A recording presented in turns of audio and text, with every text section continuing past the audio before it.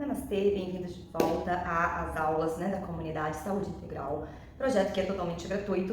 Pelo próprio nome eu vou trazer aqui diversos temas sobre saúde física, saúde mental, saúde emocional. Vou trazer algumas aulas de meditação, algumas aulinhas de yoga que vão ficar disponíveis para vocês. Hoje eu estou falando aqui do meu estúdio de yoga, que fica em Belo Horizonte, no bairro Buritis, Yogi Studio, com muita honra mostrando ele para vocês, mas eu vou falar sobre emagrecimento, né? A nossa primeira aula foi sobre alimentação consciente e hoje a gente traz emagrecimento saudável. Se você não me conhece, meu nome é Paula Oliveira, eu sou terapeuta Ayurveda, terapeuta integrativa, com formação em Ayurveda, em Reiki e, claro, Yoga, né? E eu vou começar trazendo uma coisa importante, né? Essa semana passada, na verdade, eu tô gravando esse vídeo hoje é segunda-feira, eu vi uma chamada no Instagram, né? Para você que deseja perder 15 quilos até dezembro. E esse anúncio caiu assim pra mim do nada e eu fiquei pensando comigo mesma assim, 15 quilos até dezembro, né? Agora vamos refletir, é possível? Sim, é possível sim perder 15 quilos até dezembro. Vamos colocar aí, a gente já tá caminhando pro meio de outubro, um mês e meio até dezembro. É possível perder 15 quilos? É possível, né? Mas esse ganho de 15 quilos, né? A pessoa que engordou 15 ou mais, ela acordou com eles, sim, ela dormiu um dia e acordou com 15 quilos a mais, né? Ou veio de uma hora para outra, né? Ou não? Isso foi acontecendo gradativamente, né? Ao longo de um tempo e aí ela consegue identificar aí talvez gatilhos de desequilíbrio, talvez um emocional direcionado para comida, né? Talvez alguma questão física que não permitiu que a pessoa, né, se exercitasse, enfim, né? Então, é possível emagrecer 15 quilos em um mês e meio? É possível. A pergunta de milhões é saudável? Muito provavelmente não. Porque quando a gente quer perder essa grande quantidade, né, em um curto período de tempo, as estratégias normalmente são dietas muito restritivas, né? E aí, o que acontece? Quando essas dietas encerram, o normal é que a gente tem, elas podem desencadear, não vou falar que isso é normal, tá, gente? O que acontece é que elas podem desencadear quadros, né, de compulsão. E a gente pode voltar para aquele lugar onde a gente estava ou até um lugar pior, né? E começa aquele famoso efeito sanfona. Faço dieta, emagreço, saio da dieta, engordo. Faço dieta, emagreço, saio da dieta, engordo, né? E aí você fica até pior físico e emocionalmente. E outra coisa, o que acontece quando a gente tem um emagrecimento muito rápido, num curto espaço de tempo, é que muitas pessoas recorrem a usos de medicamentos. E aí eu te falo que pressa é essa? Eu te pergunto, né? E eu tenho certeza, né, que se você tá aqui, a maioria das pessoas estão aqui, elas estão em busca de saúde, de bem-estar, de longevidade, de qualidade de vida, né? Longevidade, eu falo envelhecimento saudável, né? Envelhecimento saudável, a gente chegar aos 90, aos 100 anos, com bom estado cognitivo, né? Com mobilidade, com autonomia. Então, enfim, todo mundo que está nessa busca, né, tem certeza que já chegou a fazer alguma dieta, que já tentou seguir, né, algum plano e é possivelmente que tenha alcançado aí os seus objetivos, né? O problema é, e quando acaba, né? Eu vou seguir uma dieta eternamente, né? Porque depois de seguir uma dieta que ela tem início, meio e fim, se a estratégia não muda, o que acontece? A gente começa, a gente chega numa fase que ela estabiliza, né? Você mudou os seus hábitos, você mudou a sua alimentação, então você vai ter os benefícios, né, os resultados daquela dieta ali. Só que o seu organismo também é inteligente, ele acostuma com aquilo, então você precisa ir mudando, né, de estratégias para que você consiga continuar tendo, né, os objetivos. Então, o que acontece? Eu segui uma dieta, início, meio e fim. Cheguei no fim da minha dieta, eu não mudei a estratégia, eu vou seguir com ela ali, ou eu paro de ter benefícios, ou eu volto, igual que eu falei antes, no lugar, né, anterior. E tem muita gente que diz que o emagrecimento ele só ocorre através do déficit calórico. O que é isso? A grosso modo, é quando eu gasto mais calorias do que eu consumo. Ou seja, eu movimento muito, me alimento pouco, de forma deficiente, né? Além disso, ser muito difícil, né? Você ter uma dieta ali de tão baixa caloria, o que acontece é que o seu corpo, ele tem a capacidade de se adaptar. Então, o que acontece? Depois de um tempo seguindo uma dieta de déficit calórico, né? Seu metabolismo muda, né? Seu corpo vai ali, né? Gente, essa doida, ela não tá comendo o suficiente. O que tá acontecendo? Aí ele vai diminui o seu metabolismo para que ele consiga ter energia ali para tudo que ele precisa, né, fazer, desempenhar. Então, num determinado momento, através do déficit calórico, também se você não muda a estratégia, é normal que você pare também de colher os benefícios. E aí você vira assim pra mim, beleza, mas e aí, Paulinha, né, o que eu faço então para ter um corpo saudável, né?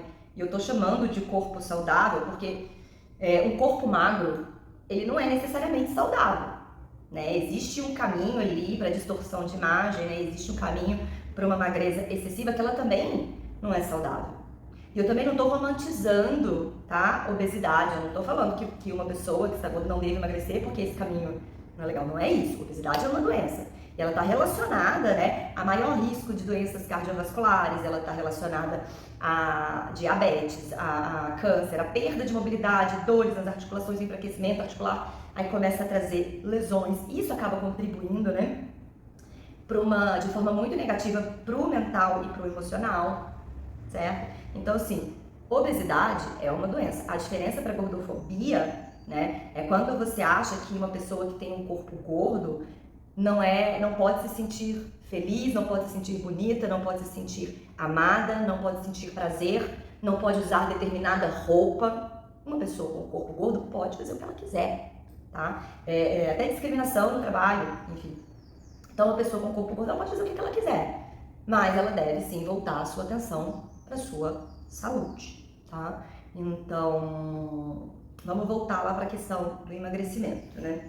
É fato que a maioria das pessoas que chegam na Ayurveda, ou também nutricionistas, endocrinologistas, estão em busca de emagrecimento, assim. Pode ter alguma queixa, tipo, eu tenho muita sinusite, eu tenho muito... Mas sempre no final acaba, eu tô sentindo inchaço, tô acima do peso, assim... 100% dos meus pacientes tinham algo voltado para a questão, não necessariamente do peso, mas para a imagem, né, que vê no espelho, né? E a busca pelo corpo perfeito, tal do corpo padrão das redes sociais, aumenta à medida que a gente vai justamente se afastando da vida real e vivendo, né, através das telas. Quem aí não tem uma pastinha com receitas saudáveis, com receitas sem glúten, com, enfim, brownie de abobrinha, né, um monte de coisa assim. Quem nunca seguiu uma blogueira fitness para ver lá qual que é a rotina que ela faz para ter aquele corpão lá, né, pegando dicas de exercício, dieta, assim. Todo mundo já fez isso, né, em algum momento da vida. O que acontece é que muitas vezes a gente cai em ciladas, né. Então, neste ponto aqui, eu quero entrar numa questão muito importante, né. Quando a gente não se sente, quando a gente não se reconhece no próprio corpo, a gente vai afastando da nossa natureza. E lembra que eu falei do Hipócrates na primeira aula? O homem adoece à medida em que ele se afasta da natureza, né? E para que a gente come? A gente come para nutrir, né? A gente não só nutre de alimento, né? No Ayurveda a gente tem essa ideia muito profunda, né, de que a saúde é claro que tem uma relação muito importante, muito forte com a alimentação, né? A gente tem você não é o que você come, você é o que seu corpo é capaz de digerir.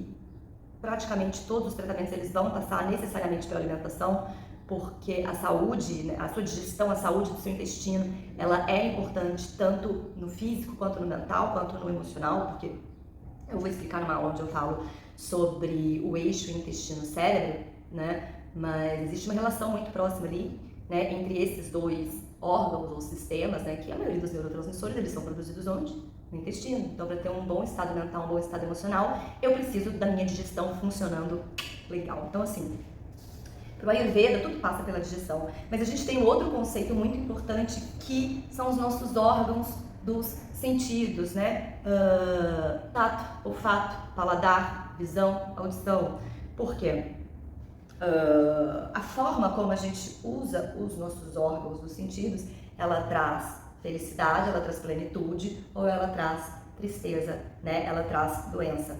E o que é isso, né? A forma como eu uso os meus órgãos dos sentidos, né? É a forma como a gente se nutre em geral. Então não é só através do alimento, né? É o tempo que eu me dedico ao trabalho, o tipo de entretenimento que eu consumo, né? O tipo de música que eu escuto, o tipo de filme que eu assisto, o tempo que eu gasto na rede social, isso tudo. E a gente consome tanta coisa externa sem presença, só ali no fluxo da vida que a gente vai se afastando, né, da realidade, a gente vai se desconectando do nosso corpo, né, da nossa mente. A gente perde a noção de tanta coisa que o nosso corpo ele é capaz de executar do momento que a gente acorda até o momento em que a gente dorme.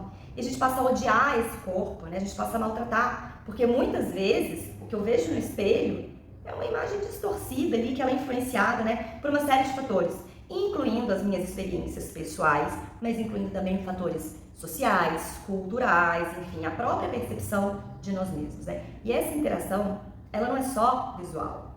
Ela é o reflexo como nós nos vemos, né, emocionalmente e como nos sentimos em relação, né, a quem a gente é.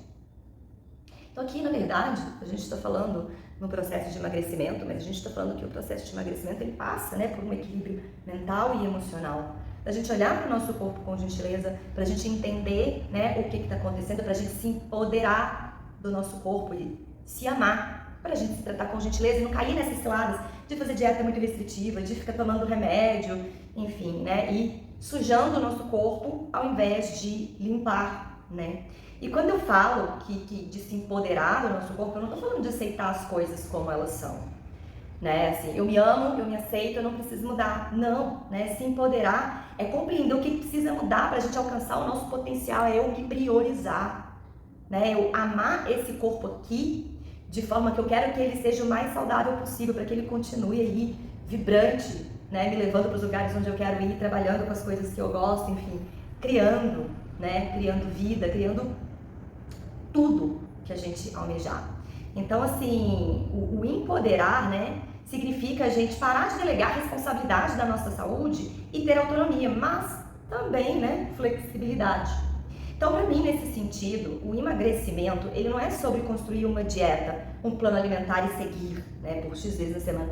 Ou é provável que você consiga fazer um plano alimentar assim. É claro que você não vai conseguir fazer a interpretação de um exame para identificar os tipos de nutrientes que às vezes você está deficiente, mas você consegue, dentro da sua experiência com nutris, etc., bolar um plano alimentar para você. Mas não é sobre isso.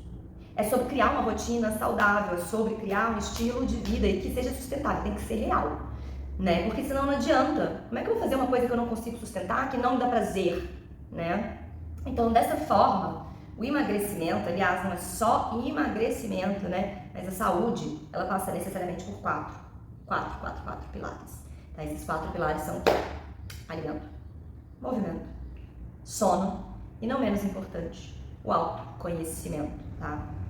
O alimento eu nem vou falar, não vou nem entrar assim numa lista de alimentos melhores para você consumir, então, porque eu acho que se você tá aqui, eu imagino que você saiba a diferença entre alimento e produto alimentício. Já ouviu esse termo? Alimento? Produto alimentício, né?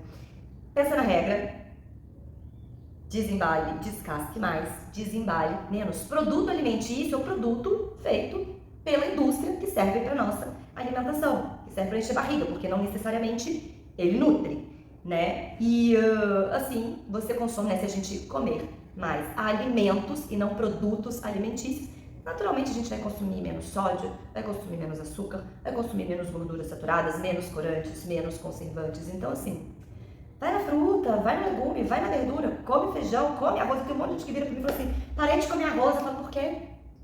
A alimentação brasileira é uma das melhores do mundo, né? É claro, sim, que eu tô falando, a gente que tá na capital, enfim, porque é claro que tem lugares, né, de muita miséria, infelizmente, né? Mas eu tô me colocando nesse lugar aqui de pessoa privilegiada, né? Nós temos uma das melhores alimentações do mundo, onde praticamente qualquer coisa que se planta nasce, né? Então a gente tem frutas frescas o ano inteiro, né? Não é o arroz com feijão que você come no almoço que tá te engordando. Se você come um arroz, se você come feijão, se você come uma carne, uma salada, é excelente, né? No seu almoço. Então, o que a gente precisa compreender, né, quando a gente está falando de produto alimentício é o seguinte: a indústria,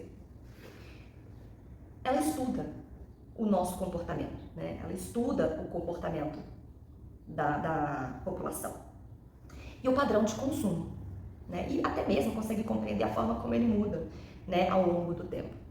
E eles sabem que vendem mais quando tem no rótulo sem glúten, zero açúcar, light, sem lactose, integral. O que acontece? Quando você vê isso na embalagem, isso é uma estratégia de venda. Vai para a lista de ingredientes, leia atentamente. Eu tenho certeza que tem um monte de açúcar disfarçado por lá. Então, assim, tipos de açúcar. Açúcar invertido, açúcar turbinado, dextrose, dextrina, frutose, glicose, glucose, maltose, maltodextrina, oligosacarídeos, sacarose, xarope, glucose, frutose, xarope de milho e por aí vai. Então, assim, tá lá, zero açúcar. O que eu mais vejo é maltodextrina, na hora que você lê maltodextrina. Tem açúcar. Tem açúcar nesses alimentos, tá? Você vai pegar um pão integral industrializado, você vai lá, pão de farinha integral. Aí na hora que você olhar, tem alguns que você pega e a farinha branca ainda é o primeiro ingrediente, né? Normalmente o primeiro ingrediente da lista dos ingredientes é o ingrediente que tem mais. Então a indústria sabe o que ela vai colocar no rótulo para chamar a sua atenção, para você consumir. Por isso que eu falo que é sempre melhor você consumir alimentos e não produtos alimentícios, né? Mas eu preciso de uma facilidade na minha vida. De vez em quando eu vou ter que ali consumir alguma coisinha. Tudo bem, né? Mas é para evitar consumir assim essas coisas assim muito toscas assim, muito bobagens assim, tipo biscoito recheado, chips, né, salgadinhos, esses negócios assim, porque normalmente é muito açúcar, é muita gordura, é muito sódio, é muita caloria que a gente chama de caloria vazia. É isso que a indústria fez com a nossa alimentação. Ela facilitou a nossa vida, então eu não preciso mais cozinhar porque está tudo pronto no supermercado. Mas o que está pronto no supermercado, ele enche a barriga, mas não nutre. Tá? Ainda sobre alimentação, é muito importante compreender alguns pontos. Né? Primeiro, se é industrializado, quanto menor a lista de ingredientes, melhor. Por exemplo, eu comprei uma passata de uma marca, sempre olho atrás. Tomate. Maravilhoso. Lista de ingredientes é mais importante do que a lista de tabela nutricional. Tá? Então, quanto menor a quantidade de ingredientes, melhor. O Emanuel, filho do meu marido, ele adora batata palha para comer na comida. De vez em quando a gente compra. Tem uma marca que é famosa, que se você ler, ela tem 1 milhão de ingredientes. 1 milhão, que é uma batata palha. O que você espera que tem numa batata palha? Batata, óleo, sal. Não, tem um monte. Em compensação, tem uma marca, que não é uma marca famosa, que tem embalagem simples, assim, que aí você olha, batata, óleo, sal. Então, às vezes, as marcas com menos glamour, menos famosas, elas muitas vezes são melhores, tá? Do que as marcas famosas. Segundo, você pode, tá? A mãe da compulsão é a restrição, é a proibição. Então, assim, a ideia é a gente começar a fazer as pazes com a comida, né? Fazer o seu cérebro entender que ele pode comer um chocolatinho. Você quer comer um chocolatinho? Você quer comer uma paçoquinha? Se você está comendo legumes, se você está comendo verdura, se você está se hidratando adequadamente, se você está fazendo atividade física e se você está dormindo bem, você pode comer um chocolatinho. Lembrando que é quantidade, frequência. Vocês lembram da aula passada? Né? Quantidade, frequência, tinha outro que eu esqueci. Mas enfim, qualidade. Quantidade, frequência e qualidade. Então assim, compra um chocolate amargo, que inclusive faz muito bem para a saúde. Come 2 quadradinhos pequenos. Vida que segue, vai ser feliz, sabe por quê? Porque quanto mais eu falo pro meu cérebro que eu não posso, mais eu quero. Presta atenção. Fecha o olho. E, de forma alguma, tá? Não pense em um cachorro. O que você pensou? Num cachorro. Mesmo que depois você tenha conseguido direcionar o seu pensamento para um outro animal, você pensou num cachorro. É como se o seu cérebro não entendesse, né, o comando não, tá? Então, tá com vontade de comer um chocolatinho? Come, né? Mas sempre atento. Ali, quantidade, frequência, qualidade. Isso já entra, inclusive, no nosso terceiro ponto, né? Quantidade, frequência e qualidade. Comer demais, ficar beliscando durante o dia, fazendo lanchinho entre as refeições principais, isso atrapalha a digestão, tá? Isso atrapalha o seu organismo. Lembra que essa abundância de comida, né, esse tanto de coisa, ela veio da Revolução Industrial, né? Você não precisa ficar comendo em 3 horas, a não ser que você esteja passando por um tratamento específico que foi recomendado por um médico, que seja uma dieta. Mas se você é uma pessoa em estado de saúde legal, você não precisa ficar comendo, né, de 3 em 3 horas. Quando que a gente come? Lembrando da aula passada, a gente respeita a nossa fome. A fome é o sinal de que a gente precisa comer. E ao longo do tempo, você vai perceber que o seu corpo, ele começa a se regular. Regulando o quê? Ao ciclo circadiano, né? A nossa natureza primordial, né? Então, coma com fome, descasque mais, desembale menos e se permita. Se você está comendo fruta, se você está comendo legumes, se você está se hidratando, se você está movimentando, você pode sim comer um chocolatinho. E tem uma quarta regra: a quantidade de alimento. Eu nunca como para me sentir cheio, pesado, tipo, eu como para me sentir satisfeito. Então é muito importante o estado de presença enquanto a gente come. Come devagar, atento aos nossos sentidos, percebendo o cheiro, percebendo o sabor, né? Percebendo as cores, as texturas que estão no prato. E evitar, durante a hora da refeição, ficar assistindo televisão, mexendo no celular, né? Fazendo reuniões, enfim. Por quê? Porque isso tira o foco da sua alimentação e a chance de você comer mais do que você precisa é enorme. Então a quantidade, óbvio, é muito importante. É como se eu sempre quisesse deixar um espacinho no meu estômago sobrando, sabe? Comi ali 80% do que eu preciso, eu não me sinto pesada. Então na sequência eu tenho energia para trabalhar, enfim, eu não fico com aquele cansaço, com aquele peso, com aquela vontade de deitar depois de comer. Entrando no nosso segundo pilar do emagrecimento, e não só emagrecimento, mas de uma vida saudável e longeva, exercício físico é essencial, mas é crucial, né, que o exercício físico ele seja prazeroso. Eu falo assim, uma das piores frases que já inventaram é o tá pago. Porque o tá pago, a gente para de relacionar a atividade física ao prazer. E a gente vai entendendo aquilo muito mais como um castigo do que algo bom para o nosso corpo, né? Então, em vez do tá pago, começa a ver os efeitos positivos que aquilo tem no seu corpo para você trazer um outro estímulo, uma outra forma de pensamento, né? E assim, procura uma atividade física que você gosta, né? Que você sente prazer. Pô, assim, especialmente, né? Musculação é muito importante para o envelhecimento saudável, mas eu não gosto, eu não consigo, eu não dou conta. Tenta um pilates, tenta alguma coisa que vai trazer esse tônus muscular, porque à medida que a gente envelhece, a gente entra numa fase da vida que a gente chama de fase vata, que a gente perde tecido, né? A gente perde massa magra.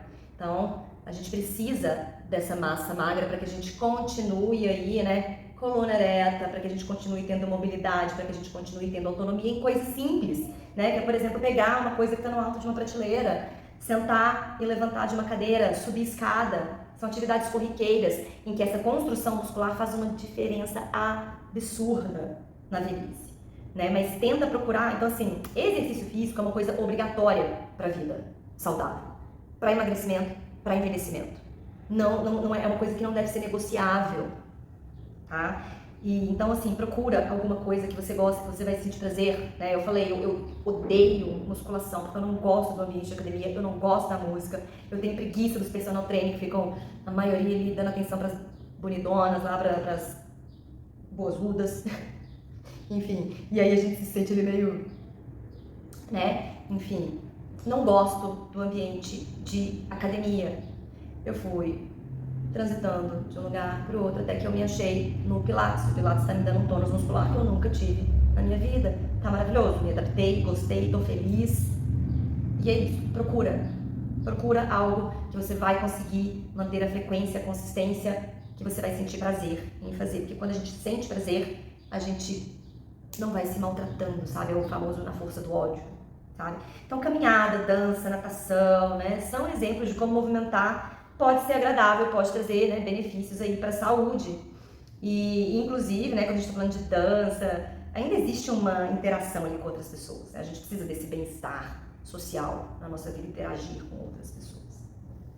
O importante, né, é a gente também encontrar um equilíbrio entre atividade física e descanso. respeitar o ritmo ouvindo os sinais do corpo, né? E os sinais de cansaço, né? Necessidade de recuperação.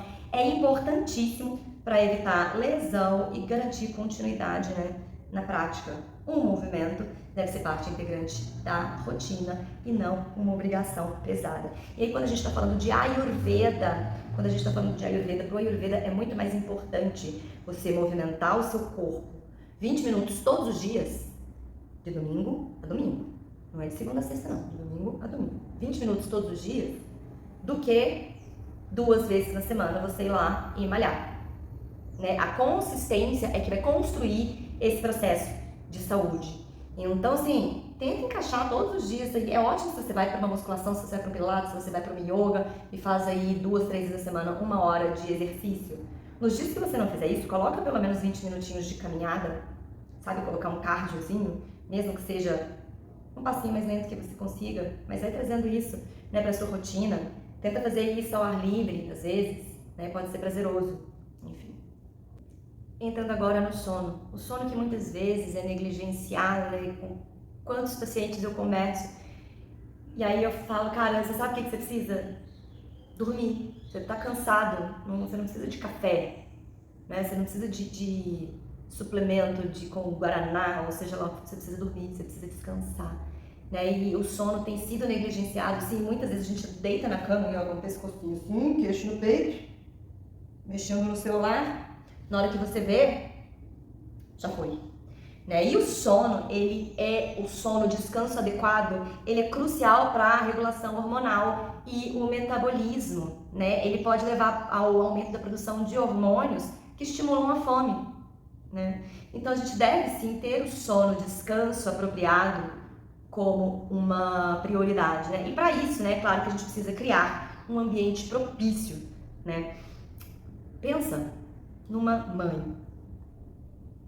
Uma mãe, ela cria uma rotina para o seu bebê, para que ele durma todos os dias, tal horas, para que ele tenha um sono adequado, porque isso vai influenciar no humor dele no dia seguinte, na fome, piriri, pororó. A gente deixou de fazer isso com a gente porque a gente foi se tornando adultos, né?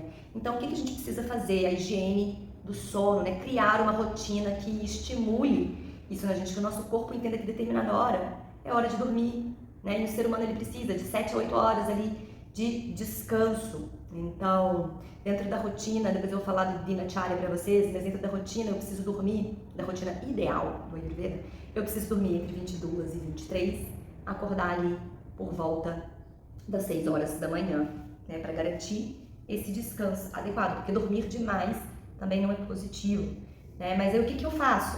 Vai dando no final do dia, primeiro, a minha última refeição, né, ela tem que ser cedo, porque dormir com a barriga cheia vai fazer com que o meu corpo gaste energia durante o sono digerindo, ao invés de descansar.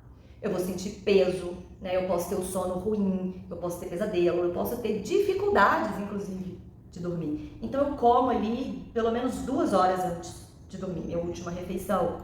Eu começo a diminuir os estímulos, a partir de determinada hora não se mexe mais no celular, não se vê TV. Eu posso ler um livro numa meia luz, né? Eu posso tomar um banho gostoso, relaxante. Eu vou pra cama para dormir. Eu não vou pra cama para pegar no celular e ficar digitando.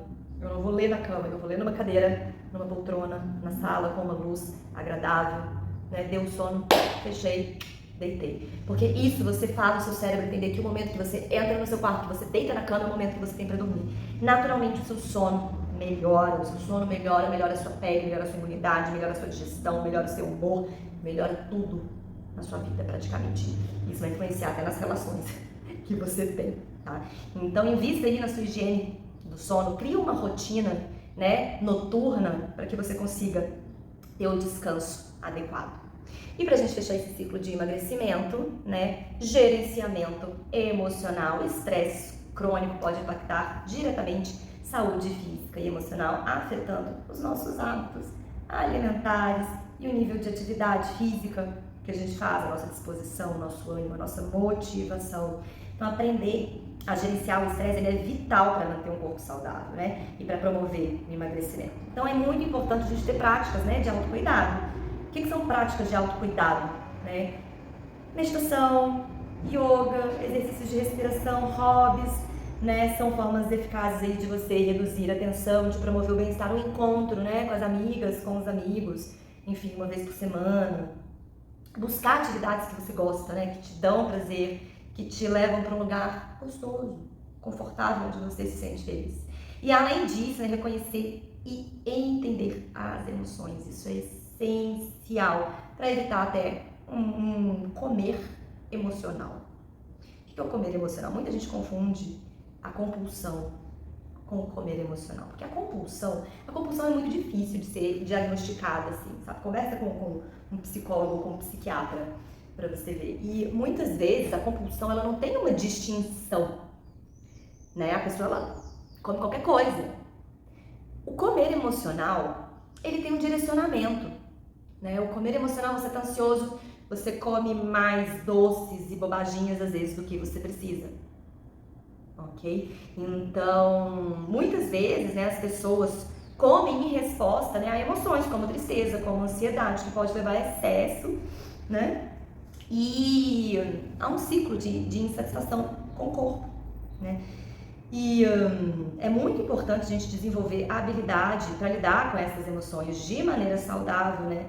É fundamental para a manutenção do emagrecimento, e é isso que eu falo de novo, eu sempre falo que o autoconhecimento, né, e a presença, elas são uma das coisas mais importantes dentro do Ayurveda e de qualquer processo para a saúde, porque se eu tenho essa capacidade de olhar para dentro e reconhecer, é aquela frasezinha, eu não consigo mudar o que eu não tenho consciência.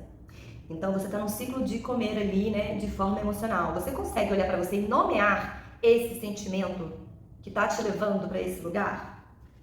Porque a partir do momento que você consegue nomear esse sentimento, entender o que ele é, você consegue começar a achar ferramentas para trabalhar esse sentimento. Então, assim, sempre olhar para dentro, pô, o que está acontecendo? O que eu estou sentindo? Né? E aí entra naqueles atos, comer com calma, comer devagar, atento, né, a tudo o que está acontecendo. Mas isso tudo é exercício, assim. Eu falo que a gente fica bom como? A gente fica bom através da repetição.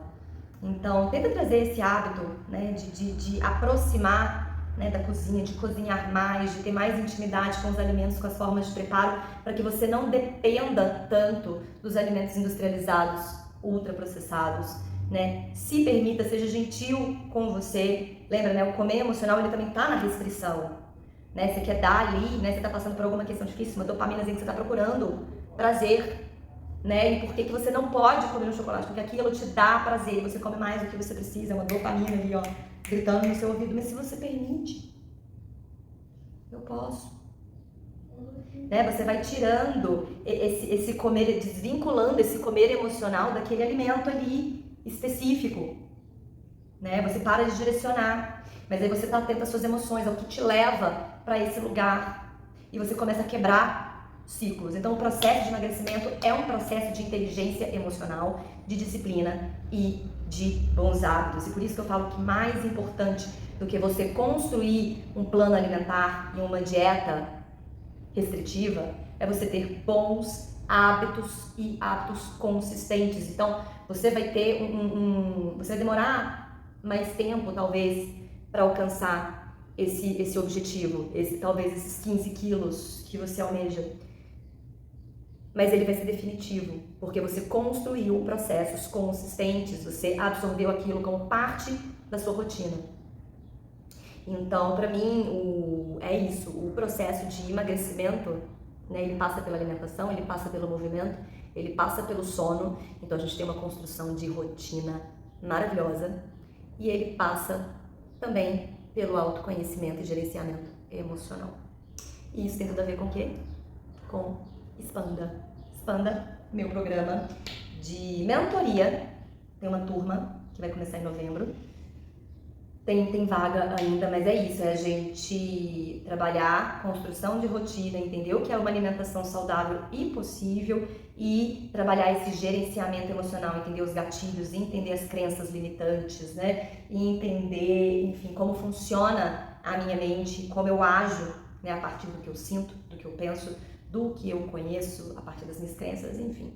É um processo maravilhoso de autoconhecimento, se você quiser vir comigo. Entra no grupo. tá bom? Namastê.